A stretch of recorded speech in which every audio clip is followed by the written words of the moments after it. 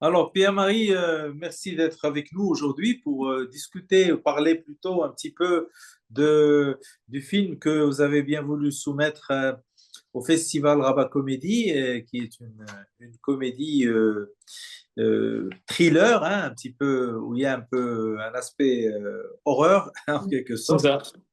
Donc, Bobblehead. Et donc, vous êtes accompagné De de, Simon, qui est co-réalisateur avec moi, en fait. Ah, d'accord, On est pardon. deux réalisateurs. Ouais. Pardon. Alors, moi, j'ai pris note et j'ai pas pris note que c'est bien Simon, n'est-ce pas? C'est ça. Et on D'accord, est deux Simon. réalisateurs Bon, sur le film. d'accord. Donc, c'est une co-réalisation. Oui, c'est ça. Est-ce que vous êtes à l'aise en anglais ou est-ce qu'on continue en français? Parce que, On n'est pas très à l'aise en anglais, mais d'accord, c'est d'accord, d'accord. pas Donc, notre fort. on va continuer en français, c'est peut-être plus simple.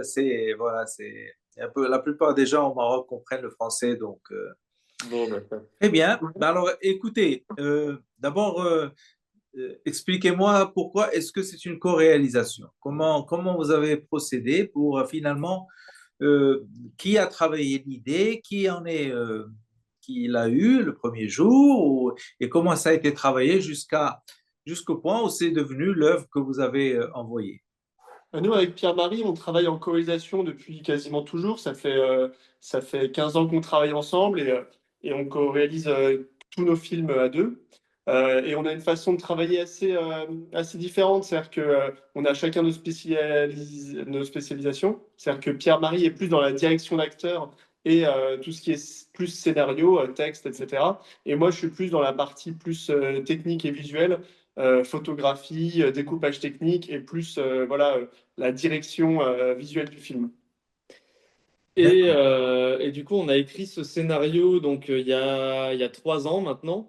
Donc à la base, on est vraiment juste parti de l'idée du pitch de bah, ce serait drôle si un gars achetait une voiture et qu'il y avait ce Bubblehead qui commençait à pouvoir lui parler. Et puis on a commencé à développer de plus en plus le scénario et on s'est dit que ça pouvait être aussi intéressant de faire une comédie, mais d'aller aussi un petit peu dans le film de genre et d'aller dans d'aller dans des passages un petit peu d'horreur et de se rapprocher aussi de Christine de Carpenter. Donc voilà, ça c'était une de nos références. On s'est dit bah si on faisait Christine en comédie, ça pourrait faire un film qui nous plaît. Et donc on a mis plusieurs années, nous, avant de réaliser le film, parce qu'on n'a pas eu de production. Donc nous, on a notre propre société de production et on n'a pas eu d'aide pour le faire. Donc on s'est associé en France avec plusieurs autres boîtes de production. Donc il y a eu Lorbac Productions qui, eux, se sont chargés de faire toute la partie pré-production.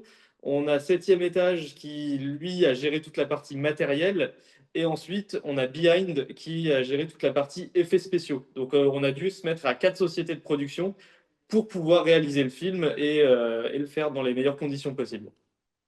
Mais alors, expliquez-moi comment vous avez fait. Donc, ce ne sont pas des producteurs, ce sont des coproducteurs. Ces différentes sociétés, chacune est venue apporter des prestations durant le process de fabrication.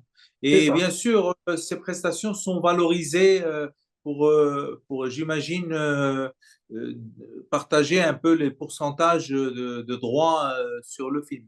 C'est exactement ça. Sinon, voilà, comme on n'a pas eu d'autoproduction, enfin, comme on en est en autoproduction, pardon, on n'a pas, voilà, c'est un film qu'on a fait avec les moyens qu'on avait, quoi. D'accord. Et j'imagine que le partage se fait sur la base d'une négociation ou C'est exactement ça, c'est en fonction de ce que chacun a apporté en valeur sur le film. C'est-à-dire que nous, on a écrit le film, on a réalisé tout l'argent qui a servi à produire le film, parce que même si le film est autoproduit, il y a quand même des coûts incompressibles qui sont la régie, donc nourrir les gens, l'allocation de certaines choses comme les lieux de tournage ou la voiture.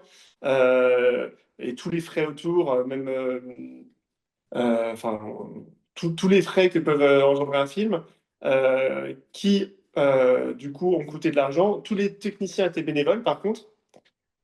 ah d'accord. Alors les techniciens étaient pris en charge par chaque sociétés, chacune amenait ses propres techniciens?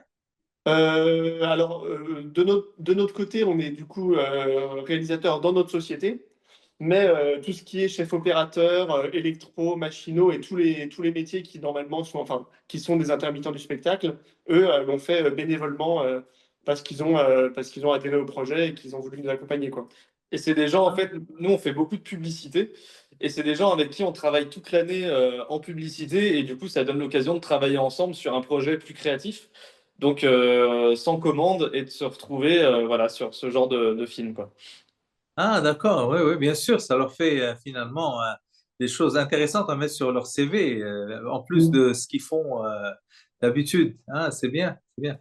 Et donc, ça a pris, ce processus, ça a pris combien de temps? Ça a pris entre le moment où vous avez commencé à creuser l'idée et le moment où finalement le film a été est Ça, sorti. ouais, c'est 3 ans et demi, hein. environ 3 ans et demi. En fait, on a Ah, d'abord ouais, écrit on a écrit le film et on a d'abord essayé de passer par des systèmes d'aide plus classiques en France, donc qu'on n'a pas eu. Donc, on a essayé plusieurs aides de régions, de CNC, de chaînes, voilà. Donc ça prend du temps. Et ensuite, bah, c'est là où on s'est dit, bah, comme on n'a pas les aides, nous, on aime beaucoup le film, donc on a envie quand même de le faire par nous-mêmes. Et donc, c'est là où on a commencé, bah, voilà, aussi à réunir les fonds, monter les équipes, avoir les coproducteurs et aussi réécrire le scénario parce qu'on s'est fait accompagner par une script doctor qui nous a aidé à aller plus loin aussi dans le film parce que quitte à faire le film, on s'est dit on veut le faire de la meilleure des façons possibles. Donc, ouais. donc tout ça, ça a pris 3 ans avant de pouvoir le réaliser. Et le film Ah, a pris, on va dire, vraiment une année complète entre le moment où on s'est dit, allez, on commence la pré-production, et le moment où le film est sorti et diffusable, quoi. d'accord. Donc, il y a il y a de la pré-production, il y a de la préparation, il y a le tournage qui a duré combien de temps, le tournage? C'était 5 jours, dont, enfin, 2 jours, 3 jours et 2 nuits. Il Ah y a oui, eu d'accord. Trois il y jours a et eu le deux nuits. tournage, Ah oui, voilà. d'accord. Parce qu'il il y a les scènes de nuit, bon, qui étaient un peu, bon, j'imagine que vous avez dû les travailler peut-être plus ou parce que c'est, parce que dans Non, le film, la partie nuit, elle ne représente pas les 40% du film. non, mais Mais, c'est vrai que les nuits de tournage, c'était dans l'ensemble, enfin, surtout la partie. En fait, il y a eu 3 nuits de tournage. Ou deux nuits. ah, Non, Non, enfin, il y a oui, il y a la partie au lac de fin. c'est ça, C'était une c'est ça. partie qui était très technique parce que le découpage était. Il y avait le plan séquence dans la voiture au grand angle, Ouais, qui était un plan qui était assez tricky parce qu'il y avait pas mal de choses à mettre en place avec la vitre qui se pète. Bon, ça, c'est des VFX, mais toute cette chorégraphie. Donc oui, ouais. il y a eu plus de temps mis pour la nuit, pour au final moins de temps dans le film parce que c'était des contraintes particulières, quoi. Ouais, ouais, ouais. En tout cas, ça a fait vraiment une belle transition d'un film au début de comédie, bon, mais qui devient un peu fantastique parce que bon, on introduit cette variable d'une voiture un peu hantée par son bobblehead et puis de là, on passe à ce qui se passe cette nuit-là, une nuit la grande épreuve, quoi. Et puis après, bon, on continue un petit peu ce qui est le monde fantastique, quoi, puisque il y a, il y a une transformation d'un personnage. Et ça aussi, c'est assez intéressant comment vous avez décidé de ne pas finir de manière classique, en quelque sorte. Là, vous Alors, êtes parti sur voilà, bah, sur En fait, ce qu'on s'est dit quand on a écrit le film, c'est qu'on voulait vraiment qu'il soit en deux temps. C'est-à-dire que la première partie, on était vraiment dans de la comédie plus populaire. Donc, on est allé chercher aussi, nous, des comédiens qui sont connus en France pour jouer beaucoup dans des comédies. Donc, Julien Pestel, Marc Fraise, Nicole Ferroni. Et en fait, on voulait vraiment amener toute cette rupture vers le fantastique. Et à la fin, on s'est dit, bah, quitte à rester dans le fantastique, on voulait l'assumer encore plus Donc, à aller jusqu'à cette transformation de fin pour vraiment voilà, aller jusqu'au bout du délire, de la comédie jusqu'au fantastique, quoi. Et ça crée un univers aussi absurde qu'on aimait bien travailler nous. Et voilà, donc on s'est dit, bah, quitte à basculer dans le fantastique, autant essayer d'y aller à fond jusqu'à une transformation. Et ça, c'est quelque chose qui est arrivé vraiment au tout début de l'écriture. Je pense que c'est vraiment au tout début de l'écriture, on s'est dit, ah, on aimerait bien qu'à la fin du film, notre personnage ait une tête de chien. Et vraiment, c'est un truc qui nous a suivis Ah pendant oui. tout le long de la pré-production. Et c'était aussi le plus gros challenge, un des plus gros challenges du film, de comment faire ça, parce que on ne savait pas au début si on voulait qu'il ait vraiment la tête complète de chien comme un masque, si on voulait qu'il ait vraiment... et on a exploité plusieurs pistes différentes. Et au final, on a terminé sur cette prothèse qui est vraiment juste une prothèse en silicone qui est ici avec des petits bouts d'oreilles aussi et qui a mis, je pense, 3 mois à être construite par le studio, un Ah studio. ouais. Voilà. Ça crée un peu ce côté dérangeant il est encore humain, mais avec des aspects de chien. En fait, on voulait garder un peu ce côté humain, qu'on reconnaisse aussi le comédien, parce qu'il a beaucoup de mimiques dans le regard, dans les yeux, dans ce qu'il Oui, va jouer. Donc ça, c'était important pour nous que ce soit pas non plus totalement une tête de chien, mais qu'il y ait cet aspect un peu hybride.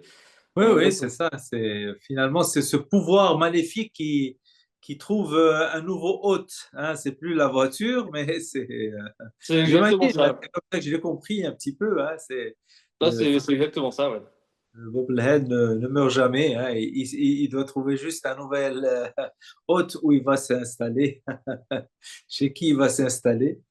Et c'est et je trouve qu'il y a aussi il y a dans la première partie il y a quelque chose d'intéressant c'est que vous avez abordé, c'est un petit peu comment euh, on s'identifie par rapport à des objets, comment on a envie de faire des choses souvent d'une manière cliché un petit peu. On va passer un week-end avec, on va s'acheter je ne sais quoi, un van, ou alors, tiens, la voiture, elle va nous donner je ne sais quoi, un sentiment de je ne sais quoi, et cette aliénation qu'on peut avoir vis-à-vis des objets qui nous entourent pour faire des choses finalement très simples. Hein. On n'a pas vraiment besoin ni de quoi que ce soit. S'il faut faire du camping, ben, on le fait avec même des bicyclettes. Voilà. Mais c'est bien d'avoir finalement abordé un petit peu cette aliénation et puis finalement montrer que c'est une aliénation qui peut mener à des situations un peu de folie, quoi. Mhm. Puis Parce c'était que- pour nous, en fait, c'était surtout l'opportunité de parler des personnages qui sont un petit peu plus faibles, qui sont facilement manipulables et qui, voilà, au début n'ont pas beaucoup de confiance en eux et bah, qui se font manipuler, donc qui se retrouvent avec ce véhicule qui n'était pas du tout ce qu'il avait besoin. Et en fait, ça parle aussi beaucoup du couple, parce qu'on se pose la question de est-ce que dans un couple, quand on se met à penser à soi tout seul, quand on est deux, est-ce que c'est mal? Est-ce que c'est bien? Est-ce que jusqu'à où est-ce qu'on peut aller? Donc là, on l'a poussé vraiment à l'extrême, mais ça, c'était une des réflexions aussi du film, donc de parler, voilà, de parler du couple et de ces personnages facilement influençables, manipulables. Et c'est pour ça qu'il y a quelque chose d'intéressant avec le chien, c'est qu'il y a un rapport de dominant et dominé, en fait, entre le maître et le chien, quoi. Et ça, c'était quelque chose qu'on a essayé de mettre aussi dans le film pour parler de ce personnage qui a toujours été un petit peu, s'est fait marcher dessus par les autres, quoi. Oui, c'est clair que le dominé le dominé qui est le mari mais qui se fait un ami, qui va que l'épouse veut dominer aussi le, le, le, le, le chien qu'on met qu'on cache et qu'on insulte, etc. Ben finalement c'est une partie du mari qui se révolte en quelque sorte. On voit maintenant la révolte et on voit le lien entre ces deux dominés, entre le chien et le mari, finalement. Et ce qui explique à la fin, ben, il y a cette métamorphose, finalement. On comprend qu'ils aient quelque chose en commun, c'est ce chien et ce mari, parce que finalement, c'est pour ça qu'ils l'accueillent en tant qu'hôte, je crois, hein, naturellement, parce que effectivement, on est un peu gêné par cette personnalité de la femme qui est très bon, qui dit bon, on va faire ça, comme ça, on a dit ça, comme ça, comme ça. Et bon, tout le monde s'y retrouve un peu dans un couple. il y a souvent quelqu'un qui, c'est pas toujours l'homme, hein, c'est parfois ça, souvent la femme, qui mène les choses au bâton, quoi, à la règle. Voilà, on va faire ça comme ça et pas autrement, hein. C'est ça, et puis et en fait c'est pour ça qu'on voulait aussi être subtil et pas forcément montrer ce caractère trop marqué en fait entre les deux personnages et justement de les pousser vraiment à l'extrême, c'est-à-dire que bah oui le personnage de la femme va pas être contente parce que il a pensé à lui, mais en même temps il a fait quand même une très grosse connerie et personne supporterait ça et donc du coup lui il est vraiment poussé à l'extrême, c'est vraiment un personnage très débile qui est gaffeur et qui voilà. Et elle aussi, on a essayé en fait d'être subtil sur le rapport homme-femme pour pas non plus tomber dans quelque chose de trop cliché, quoi. On voulait pas Oui, qu'il y ait oui, un non, personnage féminin vraiment trop castrateur et que lui, ce soit vraiment juste la victime. On voulait que justement le rôle de Nicole, ce soit une femme qui bah, sait ce qu'elle veut, mais en même temps le pousse en lui disant bah, toi aussi, prends un peu tes. Enfin, c'est ça. elle le secoue un peu parce qu'il a besoin d'être secoué, quoi. Et puis en fait, c'est simplement la raison, quoi. Le personnage de Nicole, c'est juste quelqu'un qui est sur Terre alors que lui, il est complètement Ouais, ailleurs. ouais, c'est celle qui réfléchit pour deux, elle est rationnelle, et puis c'est pas qu'elle ne l'aime pas le gars ou qu'elle veut pas du bien, mais elle lui dit bon, tu peux pas être là en train de rêver et nous amener des histoires qui ne vont pas fonctionner. Et elle a raison sur le plan du rationnel, mais elle ne prend pas en compte que c'est un rêveur aussi et que lui-même, il a besoin peut-être de ce monde, il a besoin enfin, peut-être qu'il doit être conforté dans ce qu'il est. Il a une personnalité quand même très rêveuse, mais en même temps, bien sûr, menée par. Bon, c'est ce qui arrive dans la plupart des couples de toute façon, hein. Mm. On s'accepte avec ses petits défauts et ses qualités, mais il faut qu'à la fin, le couple fonctionne, quoi. Il faut qu'il ne C'est fasse ça. pas des choses qui les mènent comme ça, une voiture qui ne sert à rien, qu'on va acheter juste pour le plaisir de savoir qu'on est propriétaire de cette voiture, quoi.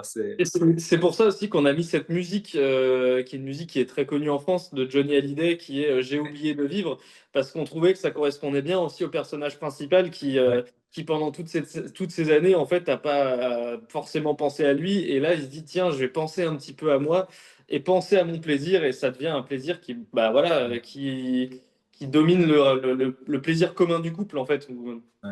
Voilà. Et en parlant de Johnny Hallyday et de sa chanson, finalement, vous faites un film en autoproduction, mais vous arrivez quand même à avoir des droits pour une chanson de Johnny Hallyday, ou alors c'était là encore un cadeau. Non, en fait, nous, quand on a fait ce film, c'était vraiment notre premier gros court-métrage, le premier film vraiment qui avait enfin vraiment très long, parce qu'on a fait des courts-métrages des 48 heures ou des Nikon, des choses de 2 ou 3 ou 7 minutes. Et là, on s'est dit qu'on voulait faire un film de 15 minutes. Vraiment, on mettait tout ce qu'on pouvait dedans en termes de créativité et de moyens qu'on avait à ce moment-là. Et on s'est dit, ce qu'il nous faut, c'est déjà un très bon casting parce qu'on a envie vraiment que notre film soit bien incarné et qu'en festival, face à des films produits, bah, il ait sa place et vraiment. Et on s'est dit, enfin, une musique sous licence qui vraiment parle à tout le monde, tout de suite, Ouais. ça emmène le spectateur dans quelque chose qu'il connaît. Il se dit, OK, on est vraiment dans un film. Bah, voilà, ça a fait son effet au début. Et en plus de ça, on trouvait que les paroles de la musique collaient vraiment bien avec le film. Et donc, bah, on est passé par le circuit classique de la licence, quoi. C'était Universal. Ouais, c'était Universal. On est passé par Universal et on a acheté les droits. Mais pour des courts-métrages, c'est pas des montants exorbitants. Donc, C'est donc ça ça. va. Puis comme ce qu'on vous disait, c'est que nous, on a fait beaucoup de publicité. Et comme on a mis 3 ans à faire le film aussi, bah, ce qu'on fait dans la vie de tous les jours, la publicité permet aussi de mettre un petit peu de côté. Donc le film, on a mis de l'argent, mais c'est notre argent à nous, quoi. Ouais, ouais, ouais, bien sûr, bien sûr. Ben, et j'espère que vous allez pouvoir le transformer en un investissement qui va vous donner beaucoup de visibilité à l'international et Bah, même, même en j'espère. France. Ça vous permettra peut-être la prochaine fois d'obtenir l'aide dont vous avez besoin sans devoir faire ce que vous avez fait parce que c'est quand même long, hein, 3 ans pour Ah un oui, c'est long. Et puis là, pour le coup, c'est vrai que nous, le film marche bien. Donc, ça nous a permis aussi de rencontrer des producteurs. Donc voilà, c'est un investissement qui, pour l'instant, fonctionne. Nous, de notre côté, on est content. On est même sélectionné à Rabat. Donc, c'est très chouette. Il a une belle vie pour l'instant. Oui, oui. Ben, écoutez, on ne peut qu'espérer qu'il ait une longue et heureuse vie et que ça vous permettra de produire peut-être d'autres comédies, parce que nous, on est intéressés par les comédies Bah, et c'est nous elles aussi, sont hein, toutes c'est ce qu'on fait. les bienvenues le jour où vous serez en mesure de nous envoyer une nouvelle. Et donc, je ne peux que vous souhaiter à votre film beaucoup de chance chez nous, mais aussi ailleurs. Je crois que vous tenez un bon filon et bravo pour le travail en commun, hein, la collaboration au niveau de la réalisation. C'est super. Moi, quand je vois ça et que je vois que ça fonctionne bien, parce que bon, je suis réalisateur moi-même et je sais que c'est pas évident Mm. de trouver sur qui s'appuyer et en même temps, voilà, être dans une complémentarité. Parce que quand il n'y a pas la complémentarité, c'est compliqué. Il C'est faut sûr. discuter plus, il faut convaincre. Et bon, c'est pas évident. C'est pas évident Mm. de. Mais quand il y a la complémentarité, ben voilà, on sait que chacun, il sait ce qu'il a à faire et il met plus d'énergie dans ce qu'il a à faire lui. Et finalement, le résultat, ben voilà, il est palpable sur l'écran. Eh ben, ça nous fait très plaisir, en tout cas. Ben oui, merci beaucoup, merci encore. On va je crois, arrêter là parce qu'il y a quelqu'un qui commence avec nous Ouais. temps. Et donc, très bonne chance à vous et plein succès et à bientôt. J'espère qu'on restera en contact dans les jours qui Bah viennent. oui, plaisir. Puis on espère que la projection plaira aux gens aussi à Rabat, quoi. Ben oui, j'espère. Inch'Allah. OK, au revoir, Alain. Merci. Au revoir. Merci beaucoup. Merci. Au revoir.